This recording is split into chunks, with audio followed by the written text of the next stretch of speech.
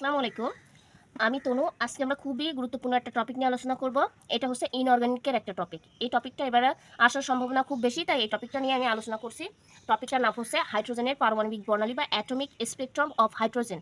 আসলে এই টপিকটা আমরা না বুঝে মুখস্থ করতে যাই, অর্থাৎ পারমাণবিক বর্ণালী কাকে বলে। এই ক্ষেত্রে আমরা কি করতে পারি না, মনে রাখতে পারি না। আর আমি মনে রাখার জন্য আজকের চিত্র সহকারে এই টপিকটা নিয়ে আলোচনা করব, অর্থাৎ আপনারা পড়ার সাথে সাথে যদি ভিজুয়ালাইজ করতে পারেন তাহলে এই জিনিসটা মনেও থাকবে এবং দীর্ঘস্থায়ী হবে। তাহলে চলেন আমরা টপিকটা শুরু করি। আগে এই যে পারমাণবিক বর্ণালী বা হাইড্রোজেন বর্ণালী কাকে বলে এটা আমরা জানবো।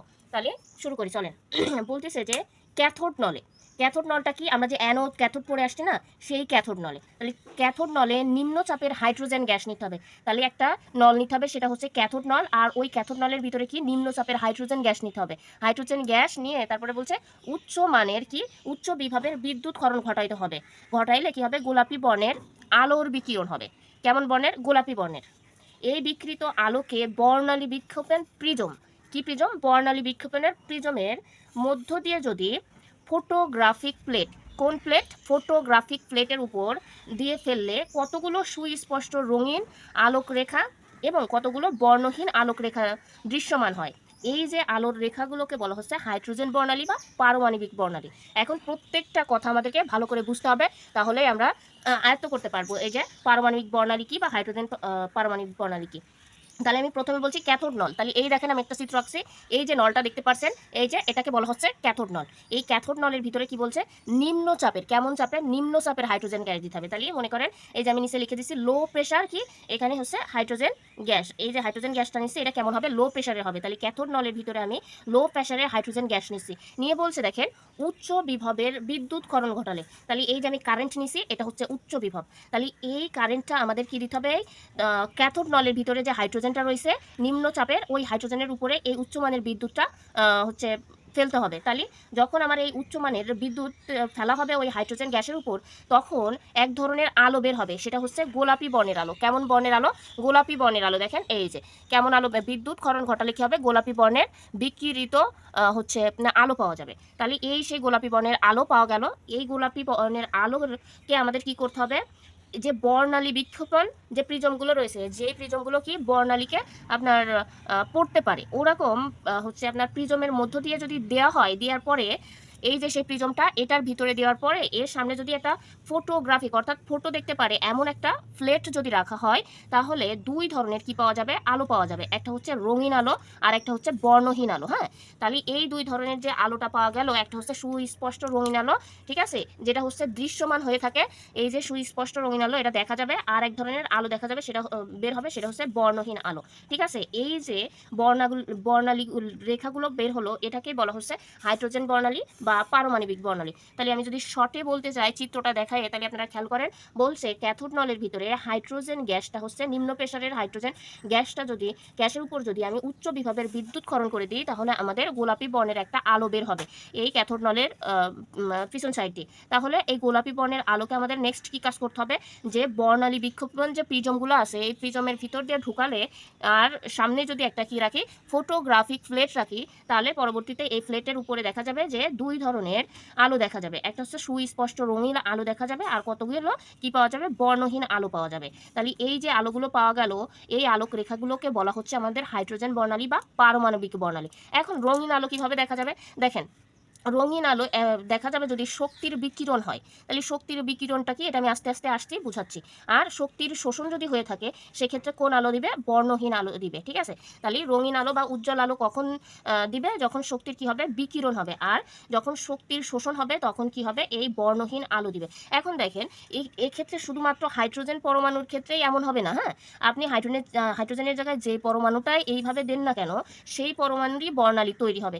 যেহেতু আমরা বোর পরমাণু মডেলটা পড়ে আসছিলাম, বোর এই হাইড্রোজেন বর্ণালী নিয়েই কথা বলছিল, তাই আমাদের বইতে এই বর্ণালীর টপিকটাই দেওয়া আছে, তাই আমি জানালাম। এখানে হাইড্রোজেনের পরিবর্তে আপনি যে বর্ণালী দেবেন সেই বর্ণালীর হচ্ছে কালার আসবে, বা তার হচ্ছে বর্ণালী আমরা মাপতে পারবো এই একই নিয়মের মাধ্যমে। ঠিক আছে, তাহলে দেখেন এখন উজ্জ্বল আলো কিভাবে পাওয়া যায়? বলছি শক্তির বিকিরণ হলে। এখন শক্তির বিকিরণটা কেমন হয়? শক্তির বিকিরণটা এমন হয় যে, আমার মনে করেন এখানে একটা পরমাণু আছে, পরমাণুর কতগুলো কক্ষপথ আছে। ঠিক আছে, এখন পরমাণুর এই যে কক্ষপথগুলো রয়েছে, পরমাণুটা কি আছে, উচ্চ শক্তি স্তরে আছে। মনে করেন এই 1 নম্বর, এই 2 নম্বর কক্ষপথে রয়েছে। তাহলে এটা কি, এই উচ্চ শক্তি স্তর থেকে যখন এই নিম্ন শক্তির স্তরে চলে আসবে তখন কিন্তু কি হয়, শক্তির বিকিরণ হয়। হ্যাঁ, এই শক্তি যখন উচ্চ শক্তি স্তর থেকে নিম্ন শক্তির স্তরে নেমে আসবে তখন কি হচ্ছে, শক্তির বিকিরণ হবে।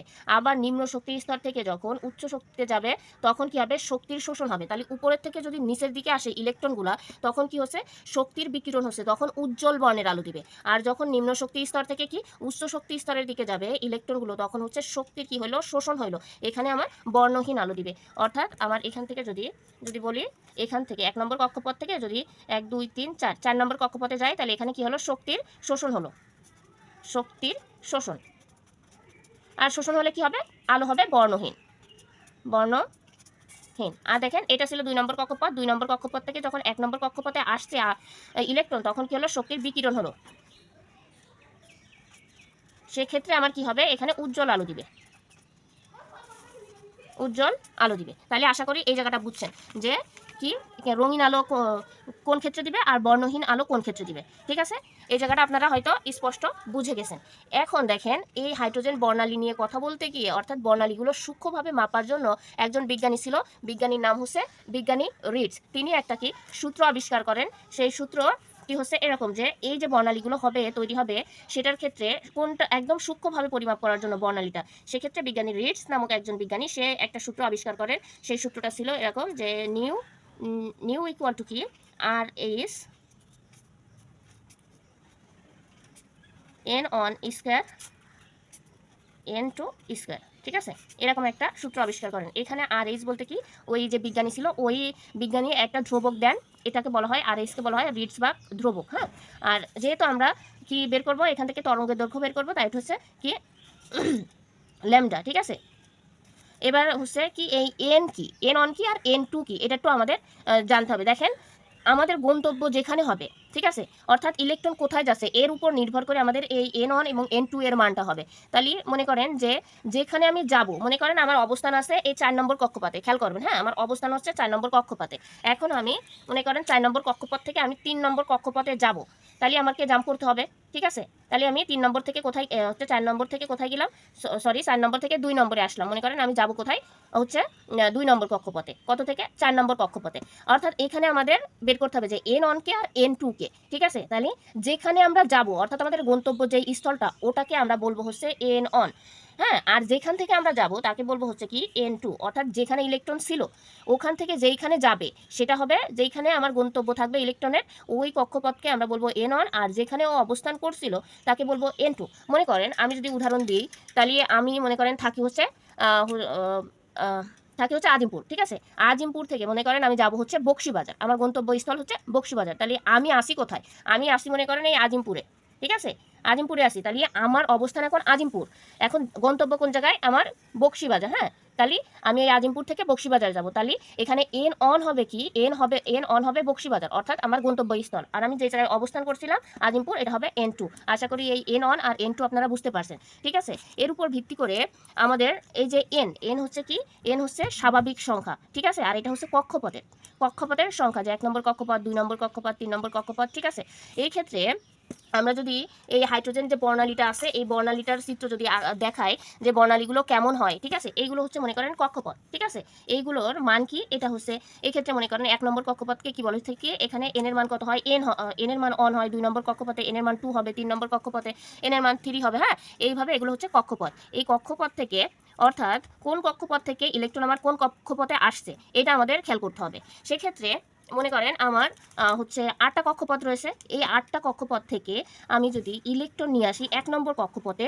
হ্যাঁ, তাহলে আমার এই যে প্রথমে আমি 2 নম্বর থেকে দেখেন, এখন আমি একটু হাইড্রোজেনের উদাহরণটাই আপনাদের একটু দিই। মনে করেন এই যে হাইড্রোজেন পরমাণুটা মনে করেন যে এখানে একটা ইলেকট্রন আছে, একটা ইলেকট্রন থাকলে কি এর আর কোনো কক্ষপথ নেই, অবশ্যই আছে, কিন্তু এই কক্ষপথগুলো কি আছে, ফাঁকা অবস্থায় আছে। ঠিক আছে, এরকম কি আছে, ফাঁকা অবস্থায় আছে, আর একটা কক্ষপথে কি হচ্ছে, ইলেকট্রন আছে। এখন এই ইলেকট্রনটা কি আমার জাম্প করে হচ্ছে উপরের কক্ষপথেও যাইতে পারে, আবার যে নিচের কক্ষপথেও আসতে পারে। মনে করেন যে এই ইলেকট্রনটা ধরে নেন যে এই এখন ইলেকট্রনটা হাইড্রোজেনের ইলেকট্রনটা কোন কক্ষপথে আছে, এই 2 নম্বর কক্ষপথে। এখন যদি 2 নম্বর কক্ষপথ থেকে আমার 1 নম্বর কক্ষপথে আসে, শক্তির কি হবে, বিকিরণ হবে। আমাদের যখন উজ্জ্বল বর্ণের আলো পাইতে হবে অবশ্যই শক্তির বিকিরণ হইতে হবে, না হলে আমরা উজ্জ্বল বর্ণের আলো পাবো না, শক্তির শোষণ হইলে কিন্তু বর্ণহীন হয়ে যাবে। সেই ক্ষেত্রে এই হাইড্রোজেন বর্ণালীতে আমাদের সবসময় শক্তি বিকিরণ হইতে হবে, অর্থাৎ উচ্চতর লেভেল থেকে নিম্নতরের দিকেই আসতে হবে, তাহলে শক্তি বিকিরিত হবে। তাহলে মনে করেন এই 2 নম্বর কক্ষপথে থেকে আমার কি হয়েছে, যে ইলেকট্রনটা ছিল এটা হচ্ছে প্রথম কক্ষপথে চলে আসছে, তাহলে এখানে কিন্তু শক্তির বিকিরণ হবে। আরও যদি মনে করেন যে এখানে আরও কক্ষপথ রয়েছে, এখানেও থেকেও কিন্তু ইলেকট্রন আসতে পারবে, কোথায়, এই 1 নম্বর কক্ষপথে। এখন এই যে কক্ষপথগুলো রয়েছে এই কক্ষপথ থেকে যদি 1 নম্বর আপনার কক্ষপথে আসে, তাহলে এই কক্ষপথের নাম থাকবে কি, বামার সিরিজ বলে থাকবো আমরা। তাহলে দেখেন এখানে আমি 8টা কক্ষপথ নিয়েছি, এগুলো কিন্তু গোল ছিল, হ্যাঁ, আর এটা আমি কি করছি, এটা আমি এই যে লম্বা করে রাখছি, ঠিক আছে, এগুলো সব কি, এগুলো হচ্ছে সব কক্ষপথ। এখানে আমি 8টা কক্ষপথ নিয়েছি, হ্যাঁ। এখন দেখেন এখানে আমি যদি প্রথম কক্ষপথ বা এই যে সিরিজগুলো আমি যদি দেখতে চাই, তাহলে আমাদের 2 নম্বর কক্ষপথ থেকে যদি 1 নম্বর কক্ষপথে চলে আসে, আবার আসতে পারে 3 নম্বর কক্ষপথ থেকে 1 নম্বর, অর্থাৎ আমার হচ্ছে অবস্থান যেখানেই হোক, আমার গন্তব্য যদি 1 নম্বর কক্ষপথে থাকে, সবাই যদি কোথায় চলে আসে, 1 নম্বর কক্ষপথে চলে আসে, তাহলে এখানে যে সিরিজটা হবে সেই সিরিজটার নাম আমরা ছোটবেলা থেকেই পড়ে আসছি যে এখানে আমাদের কয়টা সিরিজ কাজ করে, এখানে 6টা সিরিজ কাজ করে। একটা হচ্ছে লাইমেন সিরিজ, তারপর বামার সিরিজ, ঠিক আছে, প্যাস্টেন্ট সিরিজ, তারপরে ব্রাকেট সিরিজ, ফান্ড সিরিজ, হ্যাঁ, এরকম করে কয়টা সিরিজ কাজ করে, 6টা সিরিজ কাজ করে। তাহলে আমাদের যদি সব করা, অর্থাৎ এই যে কক্ষপথ থেকে যেখান থেকেই আসুক না কেন, আমার গন্তব্য যদি এই 1 নম্বর কক্ষপথে হয়, তাহলে এই সিরিজটার নাম কি হয়, এই সিরিজটার নাম হয় হচ্ছে লাইম্যান সিরিজ, হ্যাঁ, লাইম্যান সিরিজ। এখন দেখেন আর যদি আমার বামার সিরিজ হইতে হয়, তাহলে আমার গন্তব্যস্থল কোথায় হবে, গন্তব্যস্থল আমার এই 2 নম্বর কক্ষপথে হবে, হ্যাঁ। সেক্ষেত্রে আমার গন্তব্যস্থল যদি 2 নম্বর কক্ষপথে হয়, যেখানেই আমি অবস্থান করি না কেন, সেটা হচ্ছে 8 নম্বর কক্ষপথে হইতে পারে, 7 নম্বর হইতে পারে, 5 নম্বর হইতে পারে, ঠিক আছে। এই চিত্রগুলো এইভাবে আঁকতে হবে। যদি আমার গন্তব্যস্থলে এই 2 নম্বর কক্ষপথে হয়, তাহলে এই সিরিজটার নাম কি হবে, এটা হবে বামার সিরিজ, কি, বামার সিরিজ। আর যদি 3 নম্বর কক্ষপথে আমার গন্তব্যটা হয়ে থাকে, সেক্ষেত্রে আমার কি হবে, এই সিরিজটার নাম হবে কি, প্যাস্টেন্ট সিরিজ, কি, প্যাস্টেন্ট সিরিজ, প্যাস্টেন্ট সিরিজ। আর যদি এটা আমাদের গন্তব্যস্থল যদি 4 নম্বর থাকে, তাহলে এটার নাম হবে কি, ব্রাকেট সিরিজ, ব্রাকেট সিরিজ, ঠিক আছে। আর যদি এটা আমার 5 নম্বরে আসে আমার গন্তব্যস্থল, তাহলে এটা কি হবে, এটা হবে ফান্ড সিরিজ, হ্যাঁ, ফান্ড সিরিজ। তাহলে আমাদের এখানে দেখেন আমি যদি 1 নম্বরে গন্তব্যস্থল হয়, হ্যাঁ, আর যদি আমার 2 নম্বর থেকে আসে, তাহলে আমাদের এখানে এন অন কি হবে আর এন টু কি হবে। যদি আমার মনে করেন আমার গন্তব্যস্থল কোথায়, 1 নম্বরে, আর আমার অবস্থান কোথায়, 2 নম্বরে, তাহলে আমার এখানে এন অন কি হবে, এন টু হবে, কি, ঠিক আছে। কারণ রিডবার্গ ধ্রুবকের মান কিন্তু কি হয়েছে, একদম হচ্ছে এটা ধ্রুবক মান, রিডবার্গ ধ্রুবক যেটা, এটা হচ্ছে ধ্রুবক মান। এখন আপনি যদি n on r N two এর মান জানেন, তাহলে অঙ্কটা অর্থাৎ সূক্ষ্মভাবে সিরিজটা প্রকাশ করতে পারবেন, ঠিক আছে। তাহলে এখানে আমি বলেই দিছি যেখানে যাব, অর্থাৎ আমার গন্তব্য যেখানে হবে সেটা হবে এন অন এর মান। তাহলে আমার এখানে এন অন কি, আমার গন্তব্য কোথায়, 1-এ, তাহলে আমাদের এখানে এন অন কি হবে, এন অন হবে 1 নম্বর, ঠিক আছে। আর এন টু কি, এন টু আমি যেই জায়গায় আপাতত অবস্থান করছি, তাহলে অবস্থান করছিল কোন জায়গায়, 2 নম্বরে, তাহলে এখানে এন টু হবে 2, ঠিক আছে। তাহলে এন অন এন টু আপনারা বুঝতে পারছেন, অঙ্কটাও করতে পারবেন।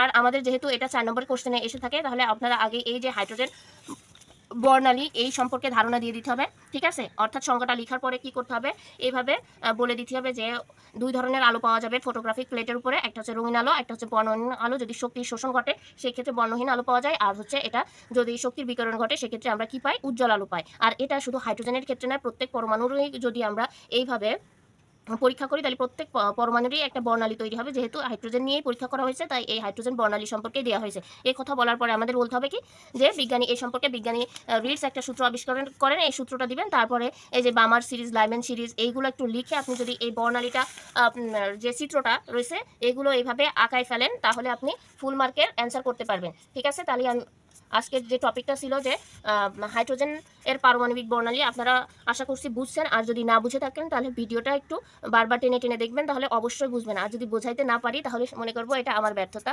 কীভাবে আরও ভালো করে বোঝানো যায় সেই চেষ্টা করব। আজকের ভিডিও এই পর্যন্তই। আসসালামু আলাইকুম। ওরে